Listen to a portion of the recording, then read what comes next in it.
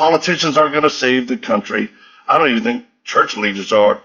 Again, if you just think about crimes, suicide, violence, it's the men. Listen, when ISIS was trying to find me and my family in Iraq, because we're over there rescuing women and children from them, or when I've had attempted assassinations on me, and I come back here, I say this: the biggest problem we have in America is not terrorism. It's the lack of men to be fathers and dads. And when we get that right, everything else will change, I guarantee you. All right, folks, what a week it has been. Welcome to the Sean Spicer Show. We're on not just a glide path to the weekend because, well, 4th of July is coming up. So we get like a bigger weekend. So we're literally, this is like the Friday, right? I mean, in theory, you think about it, this is our Friday to the weekend because tomorrow's the day off, 4th of July. And a lot's been happening this week, right? The Supreme Court case, Biden's reaction, the debate fallout. So much is going on, and we'll continue to break that all down in the next week because we've got this Trump conviction coming up July 11th, and then the convention starts, and then this Biden virtual nomination that I've been talking about. A lot is going to be happening. The beautiful thing, and the reason why I tell you it's so important to tune into the show, is because we understand the rules and we bring the guests on to break things down like no one else. I don't want to engage just in a bunch of needless speculation. I know that's fun, but it's pointless because some things just are never going to happen. And this show brings you insight that no one else will. I want to remind you real quick about my new documentary, Trump's Front Row Joes. Go to salemnow.com. Perfect to share with you and your friends over this holiday weekend. You can go to salemnow.com to stream the movie, but also to order the DVD. And I'm telling you, it's the first inside look at the backbone of the MAGA movement. We have that sit down with President Trump at Mar-a-Lago. We talked to Steve Bannon, Marjorie Taylor Greene. Go to trumpsfrontrowjoes.com, .movie, or salemnow.com to check it out. Before we get into our guest today, I want to tell you about my friends at Tax Network USA. Because unfortunately, and I say this in all seriousness because this is why elections matter. When the Democrats were in charge last time in the House, they spent billions of dollars beefing up the number of IRS agents. And those IRS agents are now coming after us. And I'm not kidding. So if you owe money, $10,000, $10 million, it doesn't matter. It could be personal, it could be business. So many people got behind because of the pandemic or owe money because of some of the things that happened during the pandemic. They don't care anymore. They're coming after you, right? The beautiful thing is that the folks at Tax Network USA are unbelievable, effective experts. They've gotten over $1 billion back for their clients.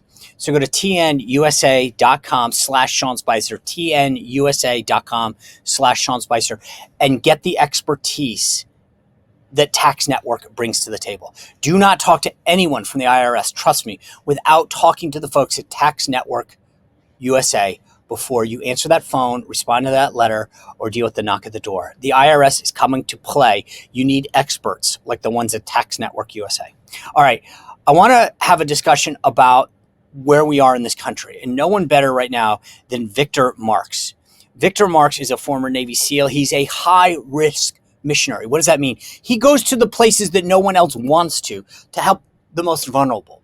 And he's got a message about where we are in this country. He is the founder of All Things Possible Ministry. And I thought it was a perfect time to reflect on where we are and our values as a country as we head into the 4th of July and we talk about our country, its future, and where we go. Because we hear all the time about attacks on this, rights being under attack, and people this. And I thought to myself, let's stop. We need to figure out who we are as a people and where we go as a country. Victor Marx he's a badass. That's what it comes down to. And he's willing to put his life on the line for the country and for the most vulnerable. He also, when I say he's a badass, he holds the world's record for the fastest two-hand gun grab. Check out this video, and then I want to bring in Victor Marx.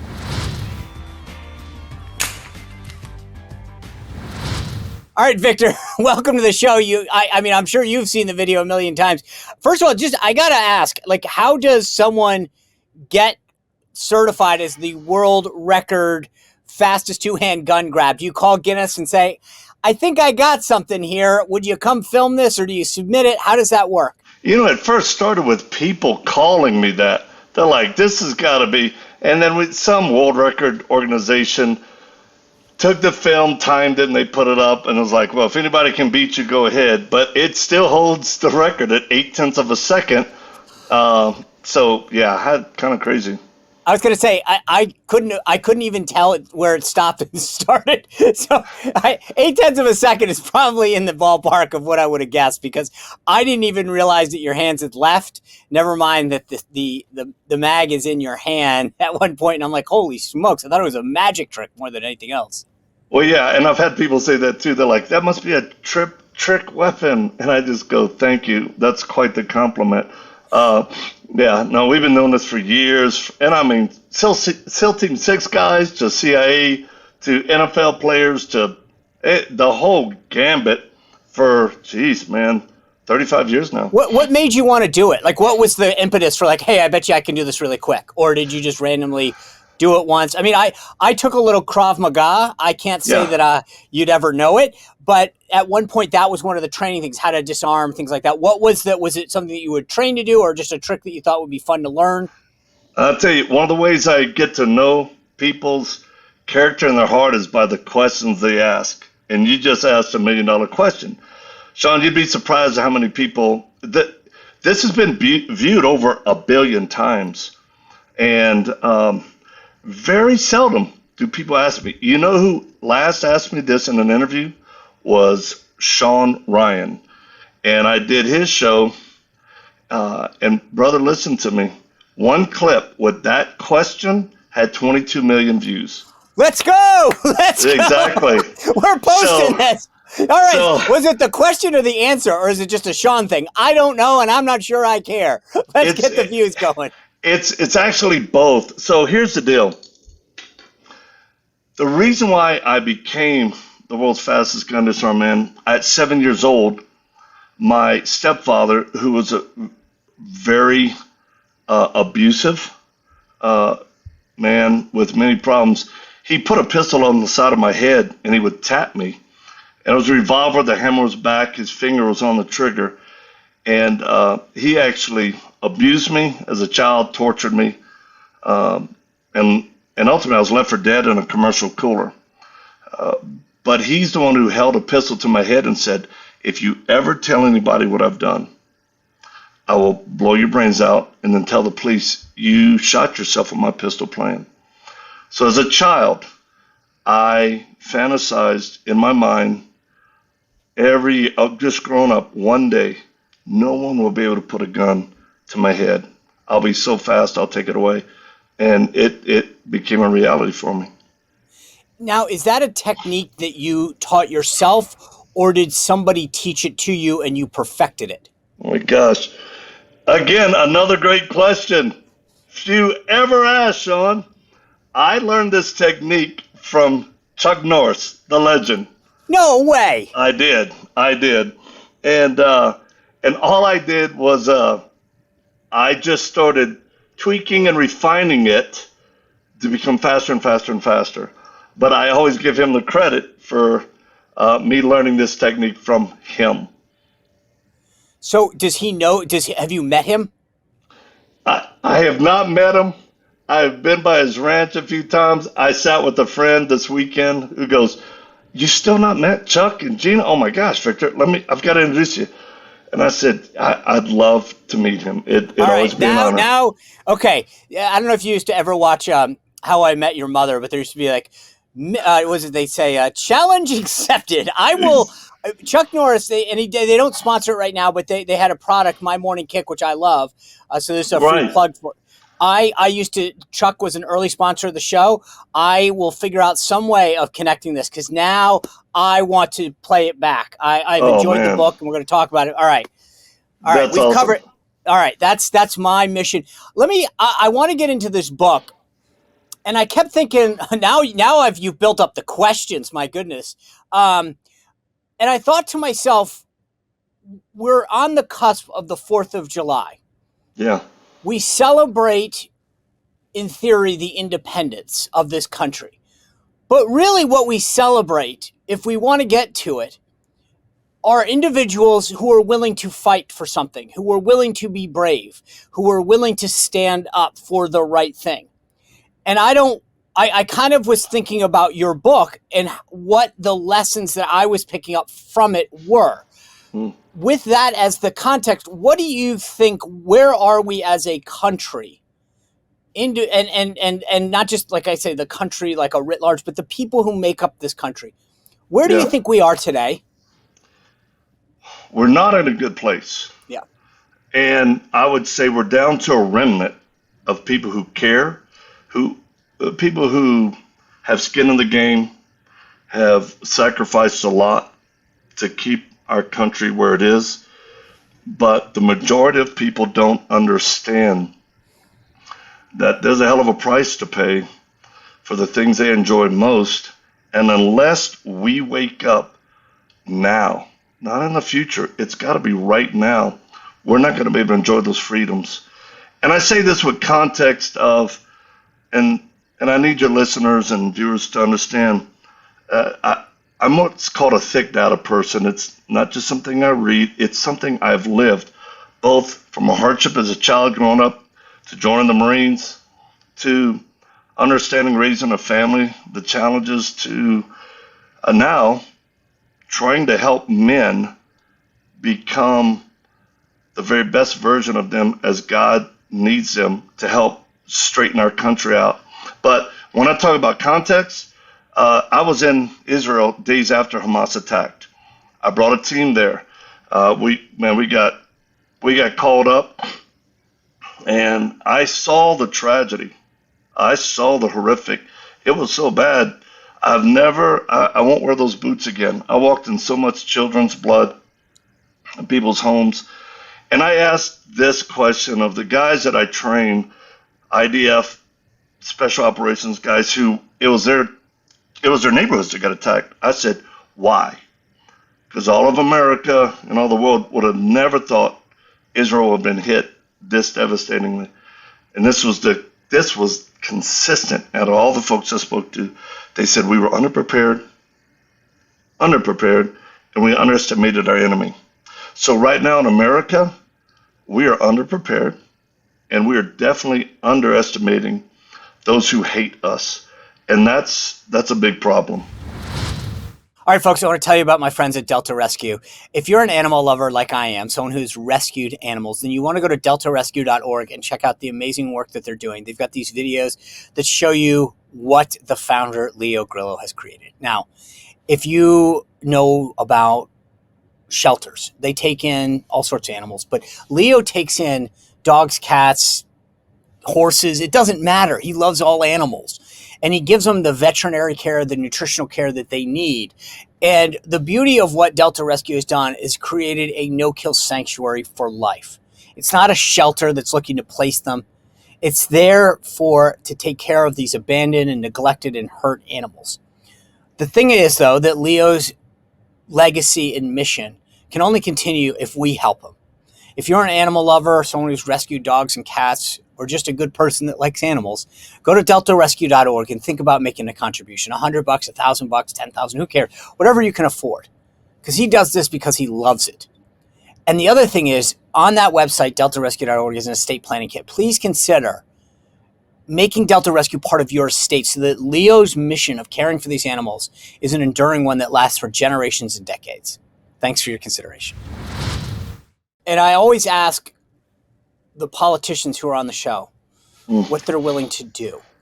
And it's funny, like I said, when I was reading your book, and this is why I can tell it's a good book, is when you start thinking, when you're reading someone's book and your mind is going, and your book kept setting me off in different places. And I kept thinking, I was doing this speech in Maine a couple weeks ago, and I do a Q&A at the end of it. And someone said, what do we need to do? And I said, we need to go out there and be willing to put ourselves on the line. A lot's at stake. The country's at stake. And I said, I know that sounds easy, but it's not, because in this day and age, if you're willing to fight for the values that I think are important to this country, you will be canceled. You will be called names. People will come after you. There's a woman that I read about a while ago where people were calling her civilian employer. So I said, it's easier said than done, but I want to be clear that this is what it's going to take. The Democrats, the left, want us to be silent so that they can overrun us with a lot of the cultural agenda that they have at stake. And I kept thinking to myself, you do some pretty hardcore stuff in the book that you talk about, going to Burma, going to places and helping people in need. But in our own country, people aren't willing to stand up. And I mean, like from the simple, like stop giving your kids an app to be on TikTok that's controlled by the Chinese. Stop piling debt onto future generations. We're unwilling to do the simple, Victor. Yeah, I can't agree with you more. And that's the problem my book addresses. And I specifically lay it at the feet of men.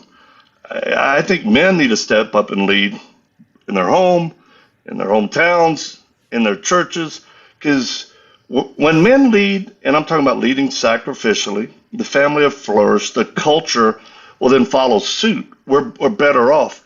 And the good news is, and what I propose in my book, is it isn't complex. It's simple. And I believe, you mentioned it, the morality. There's a moral code that God Almighty gives us to follow. And when men steer away from that, then everything else follows. Politicians aren't going to save the country.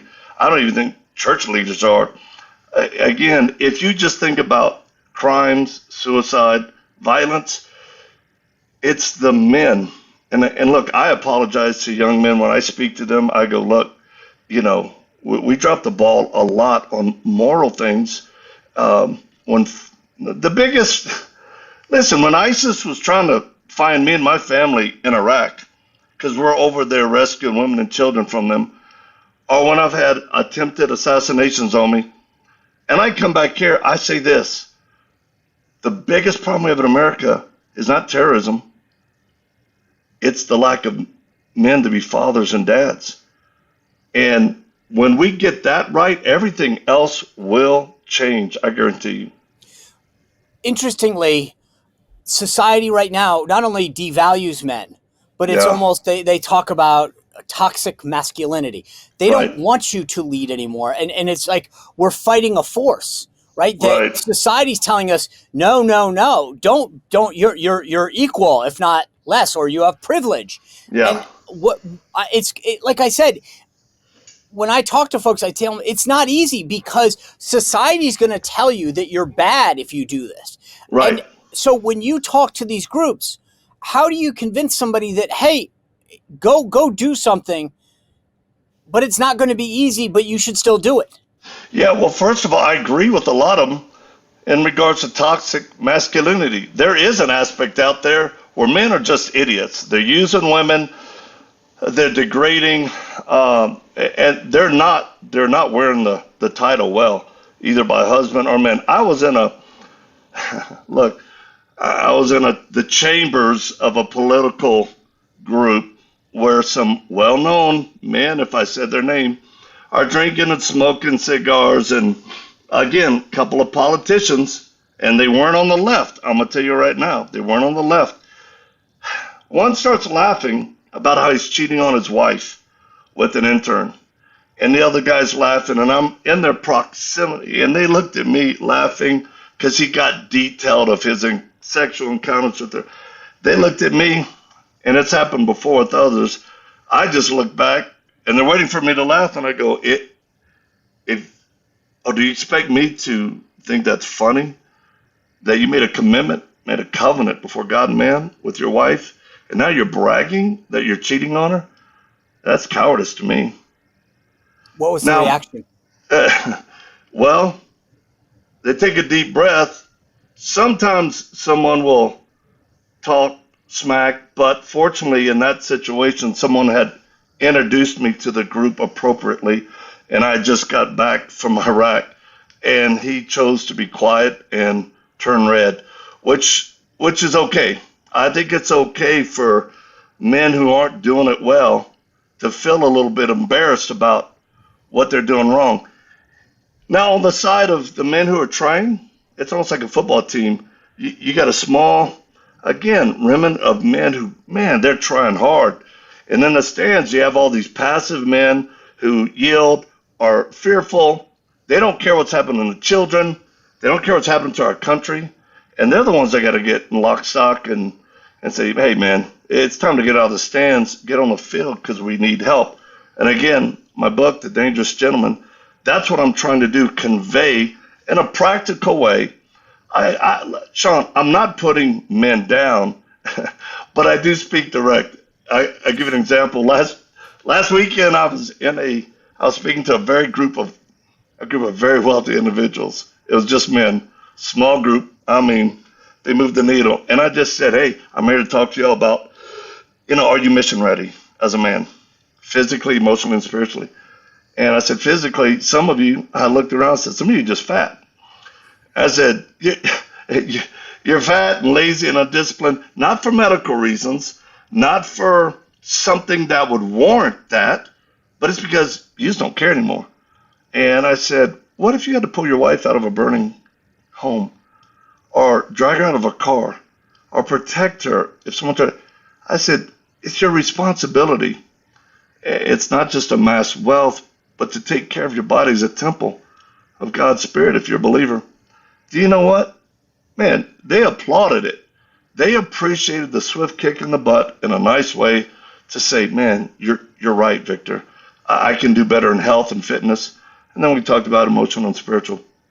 But this is one of the things, men have become passive, and you're going to be dangerous one way or the other. You're going to be dangerous for the kingdom of darkness or dangerous for the kingdom of light. Guys who are stuck and addicted to porn, that's a horrible thing that will jeopardize your mental health, your relationships, and quite honestly, women who are being trafficked.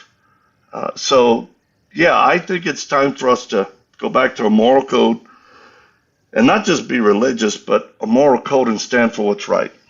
You talk about in the book, you just mentioned it, this word dangerous. Yep. And I think out of context, a lot of people are saying, oh, I'm dangerous sometimes. Yeah. What do you mean by dangerous, and why is that different than being, say, risky or stupid or reckless? Yeah. Well, for me, that word, we used it intentionally because when coupled with a gentleman, then it's a good thing. It's someone who, if you saw a child being beaten or attempted to be abducted, does a man have the wherewithal, the heart to step in, engage, and try to protect that child? There are a lot of men in America these days that wouldn't. They're just fearful. They'd actually just pick up a phone. Listen, yeah. I don't mean to interrupt you, but it was funny because I thought you were going to go there. And I when I was reading it, I thought to myself, and again, I hadn't met you yet, but in the background of who you are, I mean, let's be honest, you're a badass. I mean, if you walk into a room and somebody, as you said, starts talking smack, I'm sort of going to sit back and just go, let's film this because that's going to get a lot of views. Like, I get it. And I feel like, dissuade me when I say this, okay? Because I was reading the book and I said, it's easy for Victor to say this because he can basically flatten anybody in 2 seconds. It's not just the gun. I mean, your martial arts background, you are somebody to be feared. And the things that you've done, and you describe a lot of this in the book, I was reading going, holy smokes. Like, I think I'd be crying half the time. And I guess what I'm getting at is you talk about these situations, and I found myself saying, I don't know what I would do. And so for the person that's out there that's not as strong and tough and trained as you, walking down the street, seeing a situation, I don't know that I might act the same way that you do. And I was kind of questioning myself as I'm reading. I'm like, I get, because you asked the question a couple times, like, what would you do? Or what do you think? And I'm like, I don't know. Yeah. I don't know what I would do. Well, it's a great question to ask. I don't mind being feared by my enemies, but I'd rather be respected by my friends. And that's how I go about life. As far as being dangerous and masculine, women want that in a man. I'll tell you right now, women, regardless of what they say, they want their man, boyfriend to be able to defend them.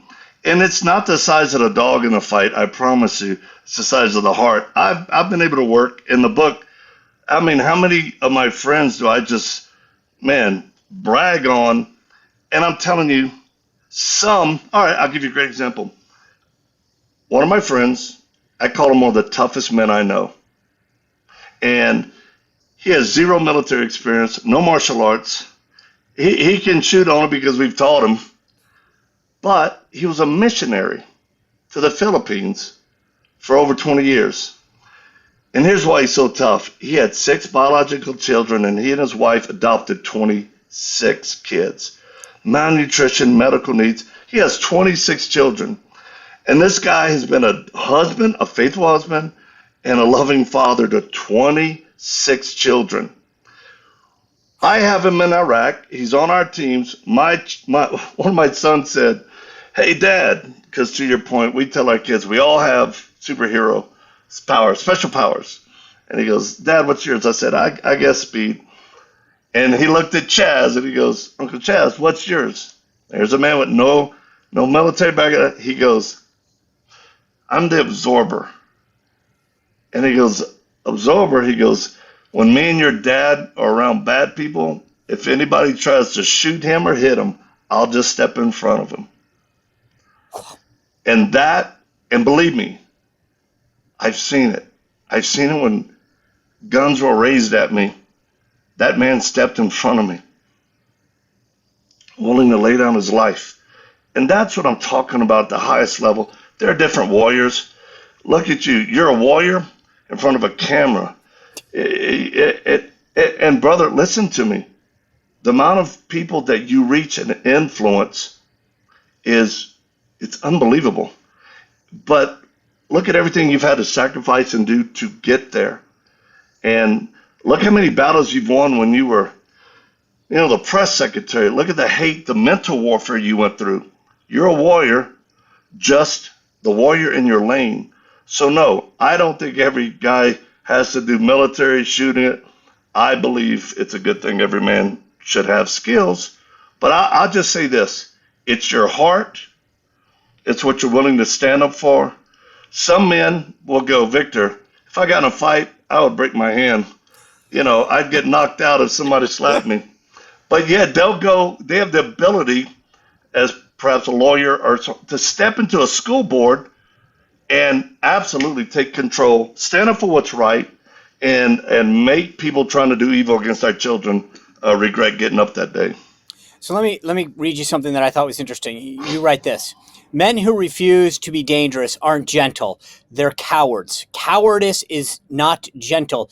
It's passive violence. Cowardice, which includes passivity, in the face of evil, is danger in the wrong directions. Coward leaves innocent people in the path of evil." Explain that. Well, I'll tell you, a coward react 2 ways to simplify what I just said. A coward could be a bully picking on a person who doesn't know how to fight and just pounds them. There's no win in that. The guy couldn't fight.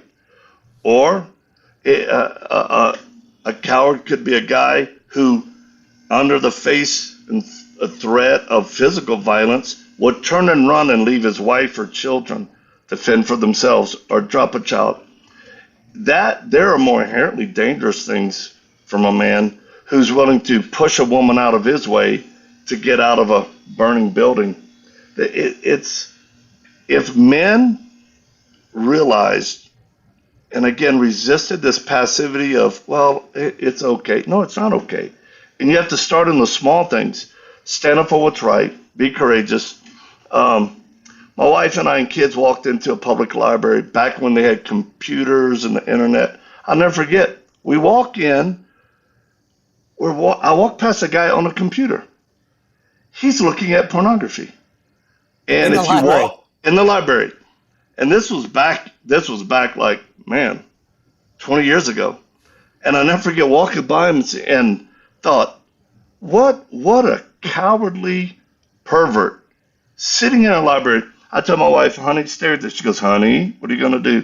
I said, "I don't know yet, but..." That's what I'm talking about. Yeah. Next time that happens, call me and just be like, "Hey, I'm going to FaceTime you." Because I want to be there when you go after this dude. Brother, you'd be surprised. So this is what I did. I walked back praying. dear Lord, I don't know what I'm going to do, but, help me. I walked over to him, and as a gentleman, I tapped him on his shoulder and said, hey, man, you need to turn that stuff off. There's women and children in here. If you're going to look at porn, go to your home. Be respectful enough. I just walked through my family. You know what he said?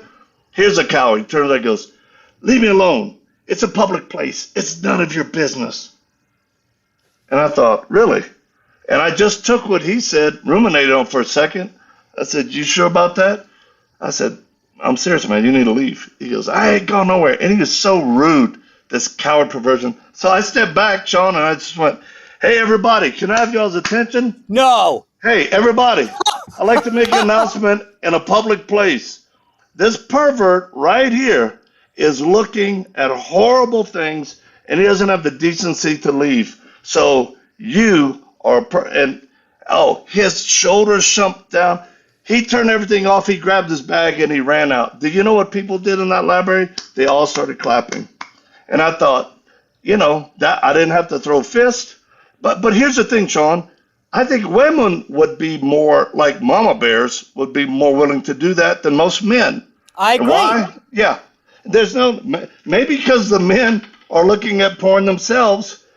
It's like, but still, where's your moral code? At least I told the dude, hey, if you need to look at that, go to your home, man. Don't do it here. What'd your wife say? So your wife, who was wondering what you were going to do, you did it. Yeah. What was her reaction then? She just smiled. But let me tell you, my wife, somebody asked me on an interview the other day, out of everybody you've trained with and known, who's had the greatest impact on your life as a man? You know what I said? My wife. I said 35 years with her. She's brought out the very best in knowing how to push me, knowing how to encourage me. There was one time we're in Iraq in our safe house.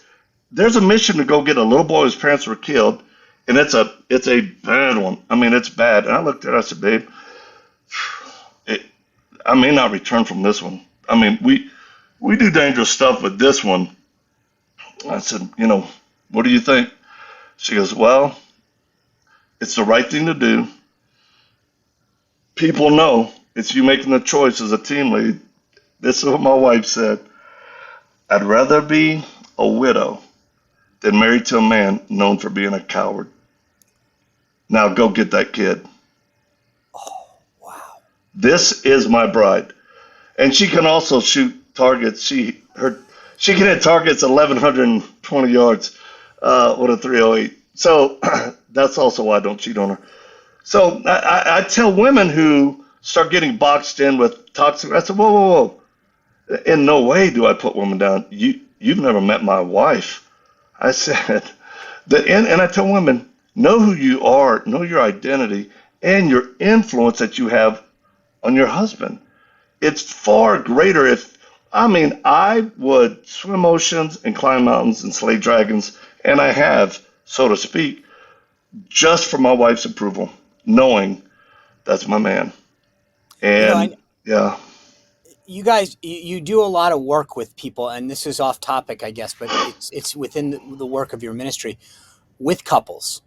Yes. Is it, what do you, I mean, you've been married 35 years, you speak so adoringly of her. What is it that you tell other people that they need to do more of or less of in their relationship to make it successful? Thanks for asking that. The first thing is learn how to fight back to back, not nose to nose.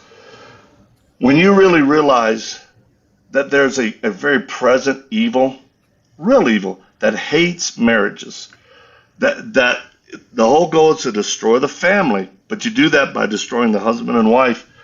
When you learn that there's an evil presence and you bring in the power of God and his authority, it'll save your marriage. And look, we've been separated twice. We have 5 children, 5 granddaughters, and that's why I think it's so important that this book, The Dangerous Gentleman, gets read and principles applied, or like yourself, you start thinking and you're going, whoa, what can I do different? Because it starts with the man, it starts with the home, and I don't think many men appreciate the value of romancing their bride. or living in a heroic overtone to do the very best you can in your own story. And I mean, for some, being a hero is getting up day after day, working that shift job, or you got to switch over to, the night shift. You don't get a lot of kudos. You're living just barely. You may be struggling. You have to choose between the vacations aren't real. That's a hero, and a wife needs to honor her husband in front of their children. She needs to talk about him to her kids like, your dad, he is a hero because he gets up every day. He does the hard things so that we can have a roof over our head. However that looks. And I'll tell you, that's practice good thoughts. I always practice good thoughts because, the battle's up here, almost everything. So let's keep going through the family. I think for a lot of parents these days, they struggle with the influences that their kids see, right? Whether it's online, on sites that they go to, or social media in particular. What advice do you have for fathers, for parents, to say, I get it? Because every once in a while I'll hear somebody give a piece of advice and I'm like, that's really easy to say. Right. It's quite another in reality to do. There are just a lot of forces at play right now. Yeah. Well, I had the privilege of earlier in my life being an assistant to Dr. James Dobson, who in many ways wrote the book on parenting, being a father, a man. And on my fire mantle, it says, there's this holy scripture that says, as far as me and my house, we will serve the Lord. So if a father is under the authority of God Almighty, and he demonstrates it, and he won't demonstrate it by, being that type of guy, but in gentleness, but firmness. You don't become a tyrant as a dad, but a confidence that your children go, he's unmovable in that. And every family dynamic and every child is different, but there has to be proper order. Look at our nation. There's no law and order in the best sense of the word right now. And I'll tell you, it's got to start in the home with a father being the lead. The mother, the wife is supposed to be under the father's covering, and then the children under the parents. And I would just say this, do what it takes to be the best dad you can, not the best friend of your children. The culture's way stronger than most parents realize. So getting back to the question though, right? When they turn on the television, when they go see a movie, when they go online, the imagery and the messages that are getting pushed to kids these days are not about what you're talking about. It's not. It's quite the opposite. It's privilege and DEI and ESG and all of these things that tell people don't stand up, don't do the right thing, allow everybody to show you their side. Which makes it, again, we're with our kids X amount of hours a day. They're at school 8 hours. They're with their friends. So no matter how much you try to protect them, there are other forces out there, right? I mean, that's the thing, is that you're fighting against a culture and a society, big tech, Hollywood, the government writ large when it comes to the bureaucracy, if you will, academia. I mean, think about it. If you wanted to go to college right now and you wrote an essay about how you've been working with nuns to treat women who decided against having an abortion, they would shun you. They wouldn't applaud your efforts. If you said that you helped implement a DEI program, you'd probably get in, regardless of your grades. And that's where our priorities are as a country right now. Yeah. Well, I can share with the audience where I failed as a father. I underestimated our enemy, which was the culture, and I was woefully underprepared for what my children were going to encounter. So instead of, I was very protective, but I didn't really teach my children the why you need to stand against this, and it's always got to be, to me, it's always got to go through the lens of, well, what does God say about it? And like I had a rule in our home, I don't want any music where the F bomb is being dropped. And this was many years ago. I mean, our kids are in their 30s, our older ones. And I came home one day early. They didn't expect me. They're up there in the playroom with their high school friends, and there's a big old box blasting just rap. And I'm like, in my mind, I'm like, that is just a psychological programming warfare against my kids to destroy everything I'm raised them to try to be. So I walked upstairs. They were all shocked. They turned the music off, and I said, "Hey, kids." And I said hi to their friends. Then I simply unplugged this big boom box that I had actually paid for that was plugged into the wall of the electricity that I was paying for in a house that I was paying the mortgage. I walked out in our front lawn, and it's not a small neighborhood. We had a little bit of land. I put the boombox there, went and got gasoline poured on, and I lit a match, and I just walked away. And my kids and their friends watched this boombox burn, big smoke, and me just walking away. I never said a word. Of course, my children at the time go to their mom, "Mom, Dad's freaking out." Again. But do you know what their friends said? Their friends were like, "Dang, you got the coolest dad in the world. He just did that. He just did that." And they actually knew, although my method was extreme, I'm doing it because I love them and I care about their mind and heart. It's very difficult, and it's got to be constant communication. And get your children thinking for themselves. Like, why do you think that's good or bad? Let them say. When the thing came up, my kids were confused and they were getting programmed. It's like, but a person needs to. And I said, well, I'm telling you, we're celebrating trans instead of saying, hey, the person may have real mental health issues. Or what are they learning, or what's it stem from? Because that's not normal behavior. Do you know, later I became friends with Bruce Caitlyn Jenner, and I never forget because I spoke at Mar-a-Lago, and that's where we met. And he told me, he goes, and as far as those watching, going, "Hey, you're not getting his pronouns right. Her pronoun." Caitlyn told me, "I don't give a blank about pronouns, Victor," but this is something that he shared with me. To me, it was very tender. He just goes, "I really struggle with gender dysmorphia." I said, I know you do. And he goes, "Bruce is still in here, Victor." I said, "I know." And I got to tell you, I have a love for him, and I speak to him as a warrior. He loves the book, by the way. He was the first one that invited me into Malibu. He said, "Hey, come visit," and introduced me to his group of conservative friends. We all had coffee there in Malibu. I was laughing my head off. But listen, we have to love people. Our children need to know, even though I disagree with somebody, it's not that I don't love them. I just disagree. And the way I'm trying to raise you with a set of values and principles, it's the best I can do before God. Then you'll make your decision. Yeah. One last question before I go. Obviously, some amazing military stories in the book. Mm.